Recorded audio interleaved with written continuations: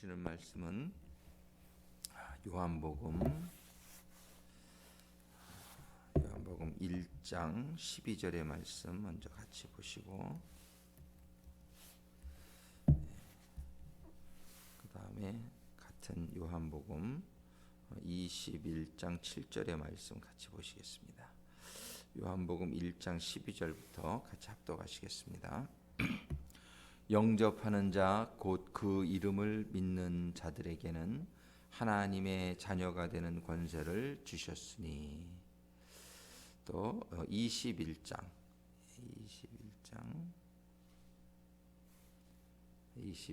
7절의 말씀 같이 합독하시겠습니다.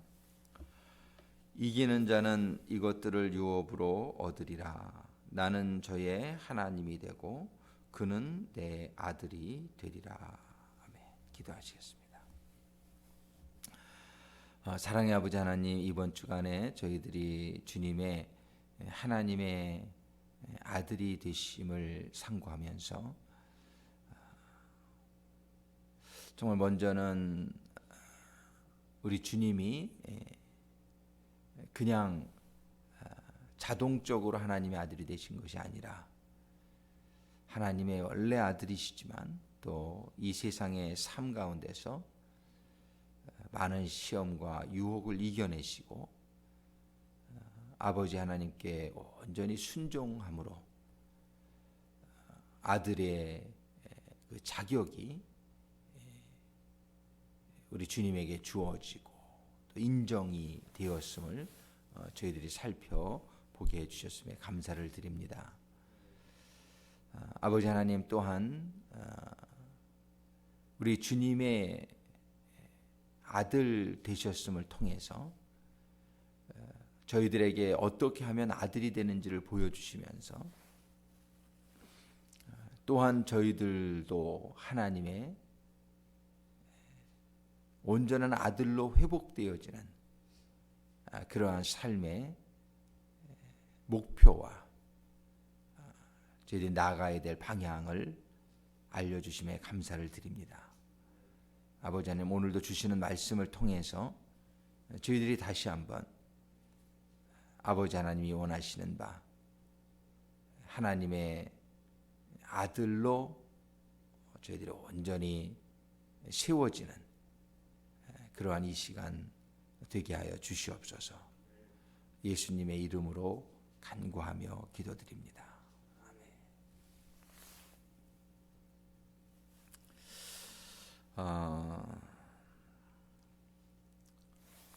하나님께서 정말 이 세상을 창조하신 그 목적이 바로 하나님의 자녀들을 구하는 데 있다. 우리가 이렇게 볼 수 있죠. 하나님은 이 세상을 창조하신 목적이 있단 말이죠.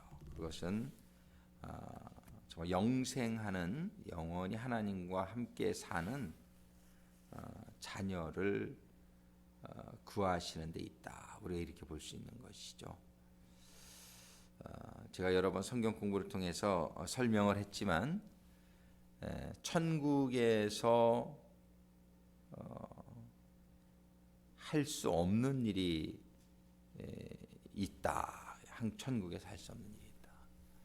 그 뭐냐면은 천국에서 천사들이 타락하는 거를 어찌 할 수 없었다는 거죠. 그죠? 우리가 그걸 잘 생각해 볼 때에 하나님이 왜 이 세상을 창조하실 수 있었나, 그걸 창조하셔야만 됐는가를 이해할 수 있어요. 이 세상은 죄를 짓고도 바로 죽지 아니하고 죄를 짓고도 살 수 있는 곳이 이 땅입니다. 이 땅은 죄와 의가 공존하는 곳이다. 천국은 죄가 있을 수 없는 곳이에요. 그렇기 때문에 한번 죄를 지면 천국에서는 영원히 천국에서 이렇게 쫓겨나게 되는 결과를 얻게 되죠. 그 죄를 지면 지옥으로 갑니다. 천국과 지옥 딱 이 두 군데만 있었더라면 우리는 더 이상 존재할 수가 없어요. 천국과 지옥. 원래 이렇게 두 군데만 있었는데 하나님께서는 천국과 지옥 사이에 지구라는 것을 두셨다. 우리가 이렇게 이해하면 돼요. 우리가 하는 말에 아유 오늘 천국과 지옥을 왔다 갔다 했어 그런 말이 있는데 정말 그런 것 같아요. 이 세상은 천국과 지옥을 왔다 갔다 할 수 있는 곳이에요.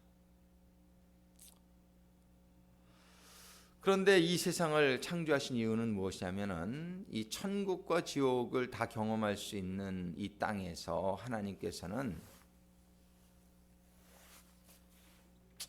우리들이 죄라는 것을 짓고 그 죄를 영원히 사함을 받을 수 있는 그런 구원을 가능케 하실 수 있는 곳이 이 땅이었다는 거예요.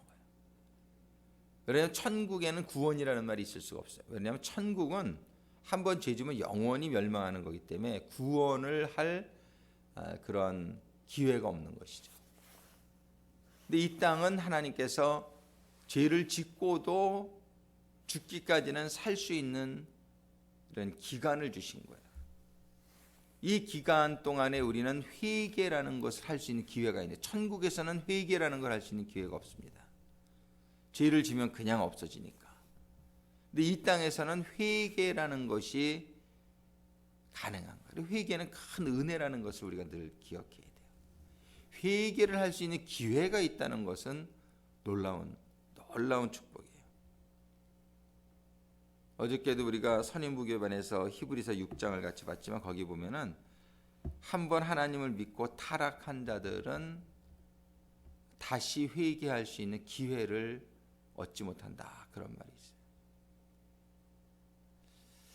그래서 이렇게 하나님을 잘 믿었다가 이렇게 타락에 이르게 되는 사람들 보면은 아주 극심하게 타락하는 경우를 우리가 이렇게 보게 되죠. 근데 회개할 기회가 있다는 것은 큰 축복이다. 이 땅은 아직까지는 회개할 기회가 있는 곳으로 만드신 거예요. 회개를 하게 될 경우에 그 죄는 영원히 사함을 받고 그러는 가운데에 우리가 죄를 지지 않는 그러한 인격으로 변화받게 되기를 하나님 기대하시는 겁니다. 이 인격이 변화돼야 돼요. 우리 한국에 아는 사람 자녀가 대학에 떨어졌다는 소식을 어제 들었는데 제가 그랬어요. 잘 됐다. 저는 그런 의미가 그런 설명을 좀 했는데 잘 이해를 했는지 모르겠어요. 그 친구가 오히려 자기가 원하는 대학에 들어가는 것보다 떨어지는 게 난 잘 됐다. 왜 잘 됐냐면 원하는 대학에 이렇게 잘 들어가 가지고서 애가 실패를 잘 모르고 교만해져 가지고 교만은 패망의 선봉이잖아요. 사람이 제일 저간 게 교만한 거거든요. 교만하면 멸망하는 거예요. 사람이 교만하면 멸망합니다. 절대 교만해지면 안 돼요. 성경은 늘 겸손하라, 늘 종이 되라. 그전 늘 겸손하라 그러는데 사람이 참 겸손하기가 쉽지 않아요. 그 이유는 뭐냐면 사단의 역사예요. 사단이 참 교만한 거거든요. 사람은 교만해지기가 참 쉬운 게 그만큼 사단의 영향권에 있어서 그래. 사단의 물을 받아. 그런데 대학에 떨어지는 게 난 축복이다 그런 거예요. 인생을 쭉 살아보니까 저도 인류대학을 못 간 것이 얼마나 축복인지 몰라요. 이렇게 살아가면서. 근데 인류대학을 갔으면 그 시건방 던지는 애들을 많이 봤거든요.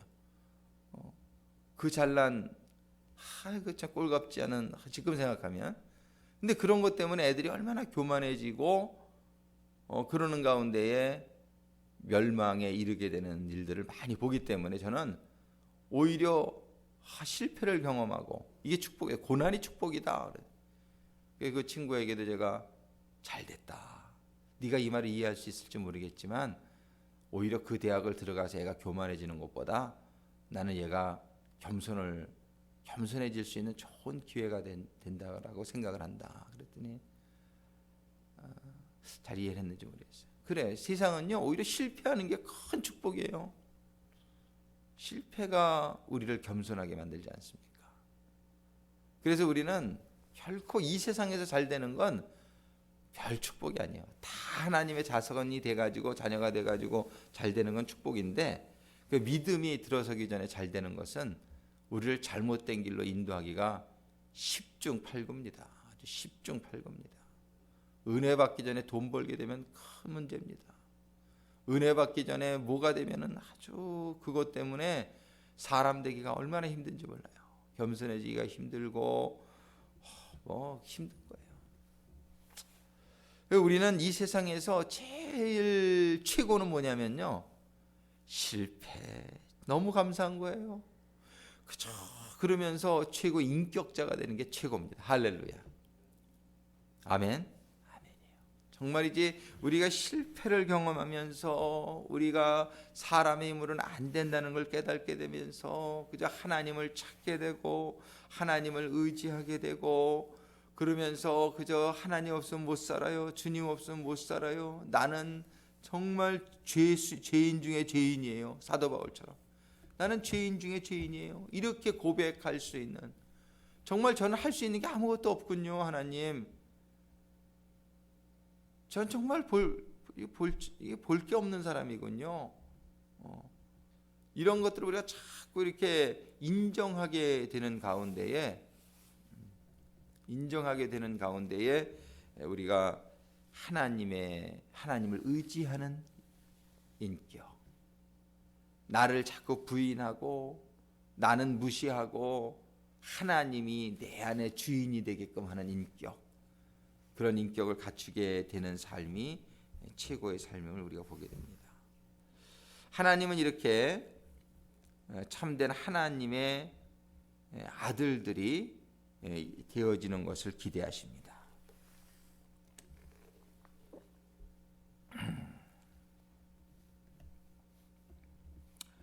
그런데 하나님뿐만 아니라 로마서 8장 19절에 보면 피조물에 고대하는 바는 하나님의 아들들에 나타나는 것이니, 이런 물이 있어요.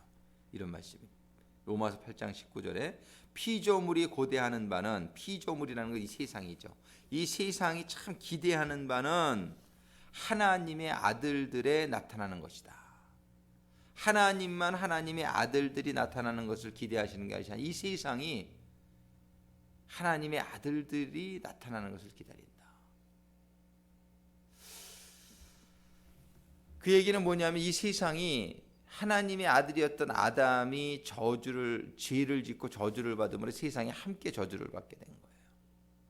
이 세상의 모든 그런 가시와 엉겅퀴를 내며 가뭄과 모든 이 세상에 일어나는 이러한 일들은 전부 죄의 결과인 것을 보죠. 왜냐하면 이 사람에게 이 세상을 다스릴 수 있는 지배권을 주셨거든요. 근데 이 사람이 죄를 짓게 되자 연대 책임을 받게 되는 거예요. 그래서 사람이 잘못하면 그 땅이 저주를 받잖아요. 여러 번 말씀을 드렸지만 그 땅이 저주를 받아요. 근데 사람이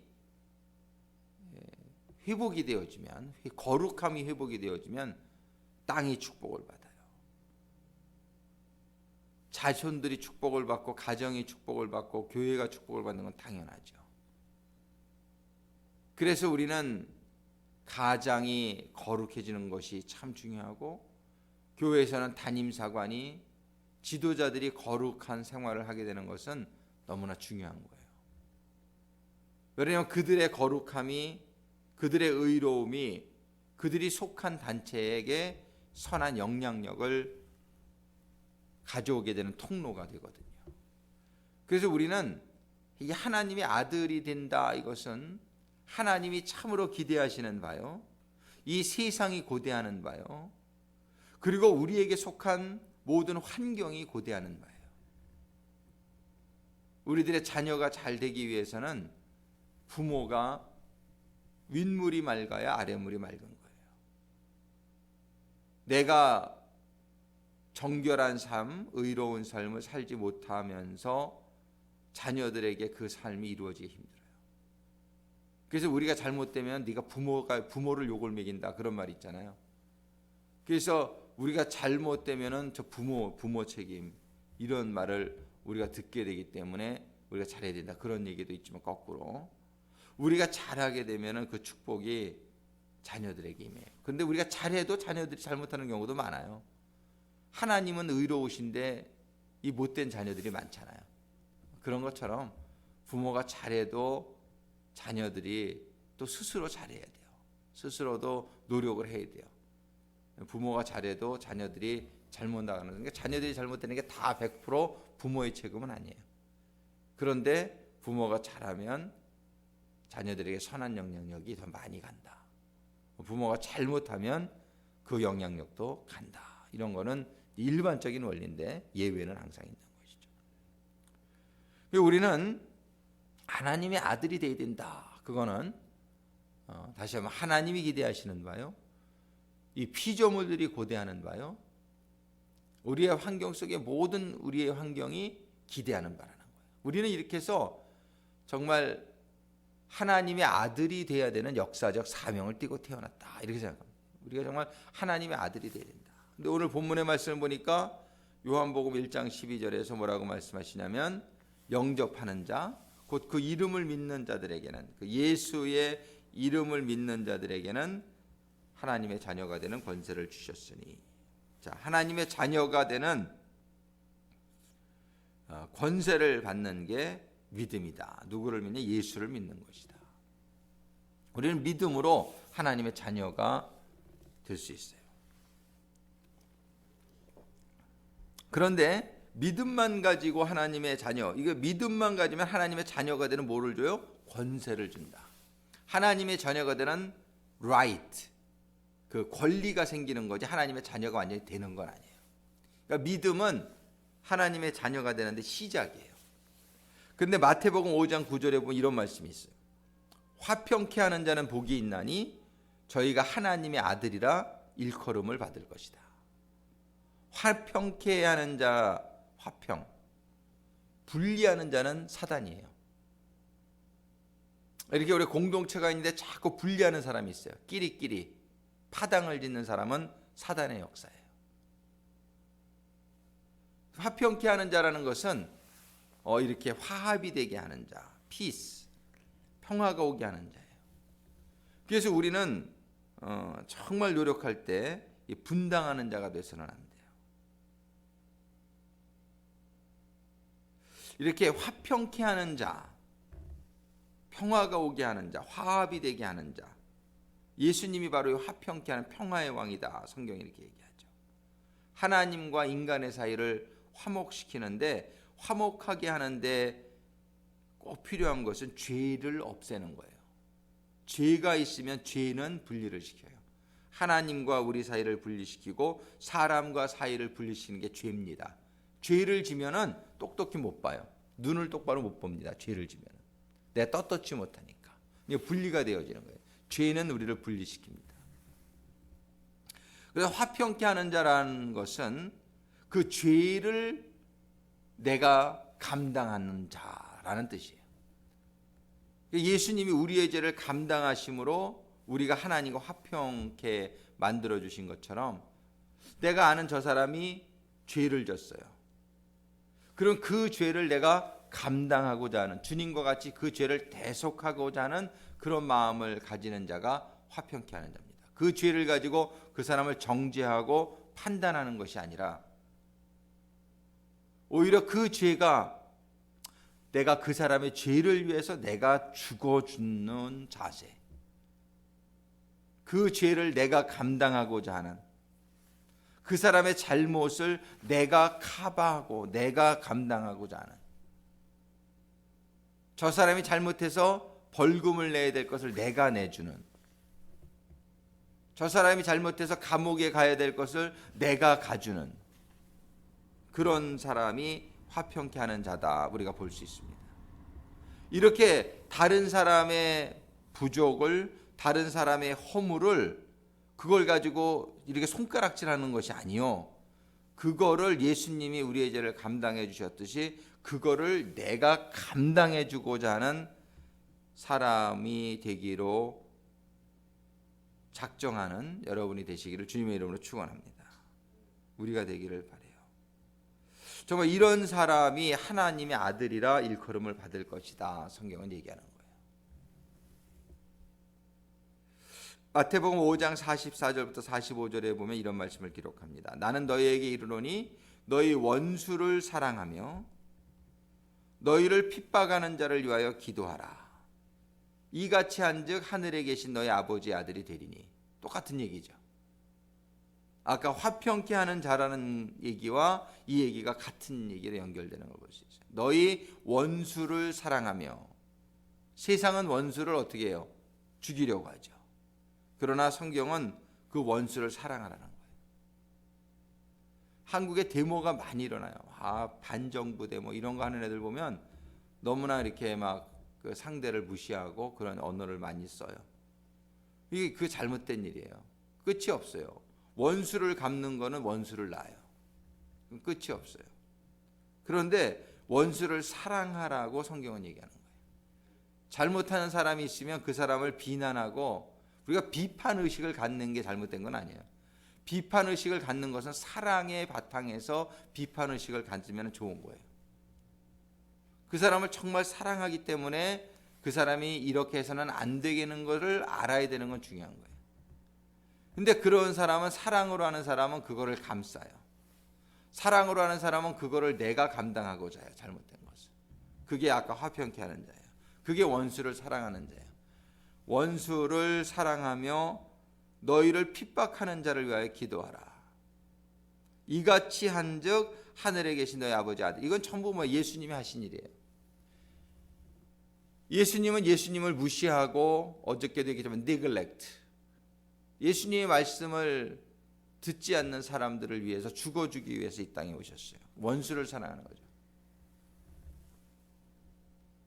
너희를 핍박하는 자를 위하여 기도하라. 예수님을 십자가에 못 박는 자들을 위해서 주님이 기도하죠. 아버지여 저들을 용서하여 주시옵소서.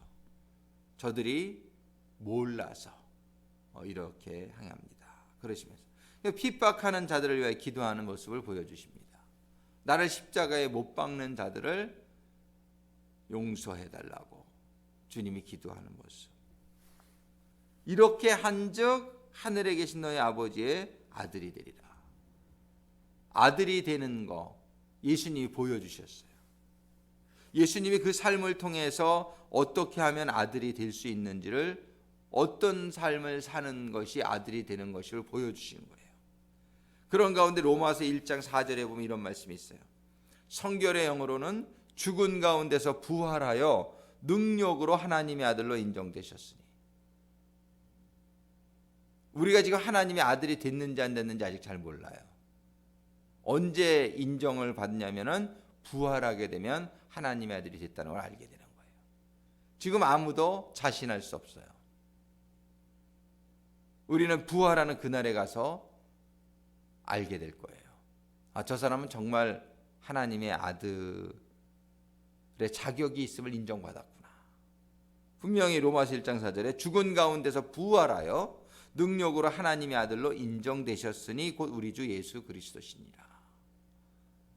그래서 우리는 부활하는 그 소망을 가지고 부활에 이르기 위해서 우리는 어떻게 해야 돼요? 우리는 끝까지 근신하며 노력해야 되는 거예요.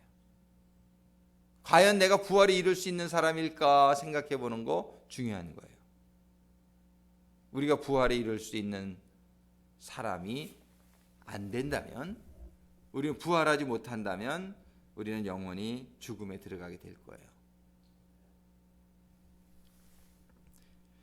우리는 이렇게 부활에 이르는 사람이 되기를 원하는데, 로마서 8장 14절에 보면 무릇 하나님의 영으로 인도함을 받는 그들은 곧 하나님의 아들이라.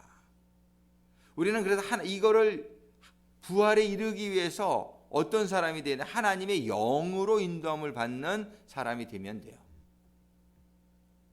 근데 우리의 삶은 영으로 인도함을 받는 게 아니라 육의 인도함을 받는, 내 마음의 인도함을 받는, 내 생각에 의해서 이끌리는 삶을 사는 사람은 부활에 이르지 못해요.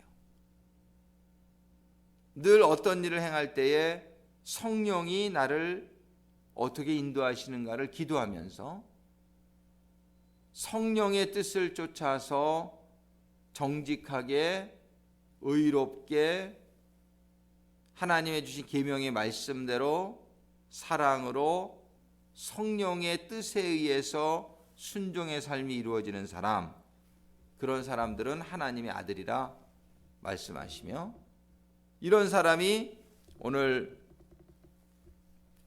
계시록 21장 7절에 이기는 자는 이것들을 유업으로 얻으리라. 나는 저의 하나님이 되고 그는 내 아들이 되리라 말씀하십니다. 이기는 자. 우리는 이긴다는 게 무엇을 이기는 거예요? 정욕을 이기는 거예요. 육신의 정욕을 이기고 안목의 정욕을 이기고 이생의 자랑의 정욕을 이겨내는 거예요. 시험을 이겨내는 거예요. 죄를 이겨내는 것이죠. 이런 이기는 자는 나는 저의 하나님이 되고 그는 내 아들이 되리라. 아들 그냥 되는 거 아닙니다. 예수님이 부활에 이르기까지 예수님이 어떠한 삶의 길을 겪었는지를 우리가 바라보게 되면 그냥 아들이 된 것이 아니다라는 걸 알 수 있어요. 우리에게 주신 십자가가 있어요. 주님이 나를 따르려거든 자기 자신을 부인하고 자기의 십자가를 지고 나를 따라야 된다 얘기하세요. 하나님이 예수님에게 주셨던 십자가, 그 십자가는 뭘 의미합니까? 남의 죄를 지는 것을 의미하는 거예요. 우리는 나의 죄를 예수님이 지어주셨어요. 이제 우리 보고는 예수님이 너의 죄는 내가 지어줬으니까 너는 남의 죄를 지으라고 얘기하시는 거예요. 이해되십니까? 우리는 다른 사람의 죄, 내 죄는 주님께 맡기세요. 내 죄는 주님이 지어주셨단 말이에요. 주님이 다 감당해 주셨어요. 근데 우리 보고 주님이 뭐라고 하세요? 이제 너희는 다른 사람의 죄를 짊어졌던 나의 그 삶의 자세를 가지라는 거예요. 물론 다른 사람의 죄까지 예수님이 다 지어줬죠. 그런데 우리 보고도 그런 예수님의 마음을 가지고 다른 사람의 죄를 대신 짊어져주는 그런 자세를 가지고 살라는 거예요. 그게 사랑이지 않습니까? 그게 사랑이에요. 사랑은 희생이고 헌신 아닙니까? 우리는 여기까지 이르지 않으면 우리는 하나님의 아들이 될 수 없어요. 하나님의 아들은 예수님이 가신 길을 따라가는 사람들에게 임하게 되는 결과예요. 하나님의 영으로 인도함을 받는 사람들이 임하게 되는 결과지요. 우리는 믿음으로 하나님의 아들이 된다, 그냥 이렇게 생각을 하는데, 믿음이라는 말은 행함이 반드시 포함된 말이다. 하나님 예수님을 믿음으로 하나님의 아들이 되는 권세를 갖게 되는 것이지 다 된 게 아니다. 그 권세, 그 자격, 그 권리를 가지고 우리는 성령의 인도하심을 받아서 예수님이 가신 그 길, 십자가를 짊어지고 가는 그 길을 포기하지 말고 끝까지, 언제까지? 죽기까지 남의 죄를 지어 짊어지는 삶이 되어지기를 주님의 이름으로 축원합니다. 내 죄는 예수님이 짊어주셨다. 이제는 나는 남의 죄를 짊어지자. 우리에게 주어진 사람들의 부족과 허물이 바로 나의 십자가입니다. 십자가는 내 죄를 짊어지는 게 아니에요. 다른 사람의 부족과 다른 사람의 그 열악한 모습들을 내가 대신 짊어지고자 하는 것이 십자가다. 이거를 우리가 기억할 수 있게 되기를 바라며, 그래서 하나님께서는 우리들에게 많은 부족한 사람들을 주십니다. 어제도 폴 워셔 목사님이 설교하는 게 참 은혜가 되더라고요. 한 대목이 뭐냐면, 여러분들에게 아주 시험 들 일, 어려운 일들이 일어나는 거, 그 여러분들 축복입니다. 왜 축복이냐면 예수님처럼 사랑할 수 있는 기회를 하나님이 주시는 거다. 이렇게 얘기하세요. 이해가십니까? 이 세상이 너무나 죄악으로 관영할 때에 예수님이 이 땅에 오셔서 사랑하셨잖아요. 이 사람들을. 우리는 주변에 어려운 막 그냥 나를 너무나 시험 들게 하고 나를 너무나 무시하고 나를 십자가에 못 박는 것 같은 일이 일어나죠. 이거는 예수님과 같이 사랑하라는 거, 사랑할 수 있는 기회라는 걸 잊지 마세요.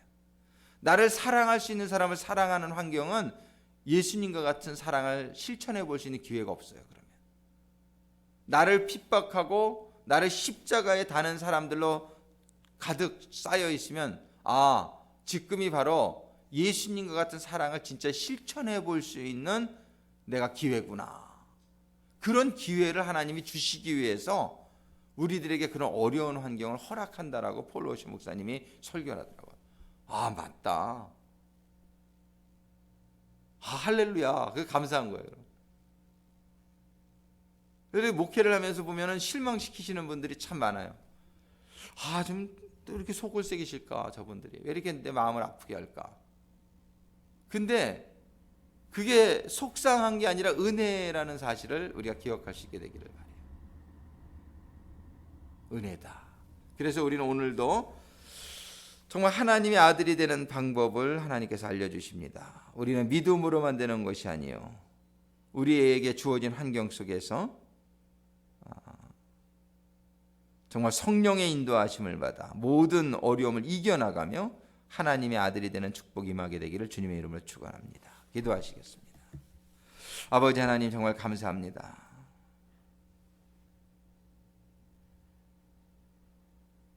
저희가 예수님과 같이 하나님의